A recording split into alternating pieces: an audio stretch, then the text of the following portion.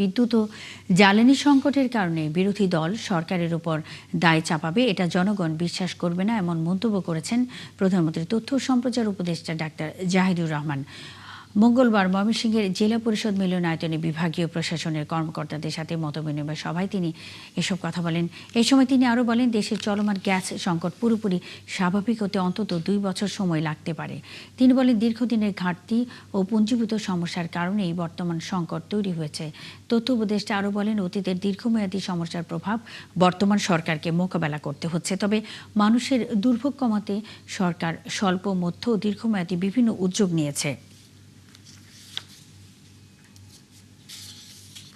মানুষের suffering is true, কিন্তু এটার জন্য আমাদেরকে ব্লেম করাটা সঠিক না। বিরোধী দল দায় চাপিয়ে দেবেন, দিয়ে তারা করবেন। তবে বাংলাদেশ এখন এমন একটা জায়গায় পৌঁছেছে বলে আমরা বিশ্বাস করি, একটা জ্ঞানভিত্তিক সমাজের দিকে, যেখানে অহেতুক যদি কাউকে দায় দেওয়া হয় সেটা মানুষ শুনবে বলে মনে হয় না।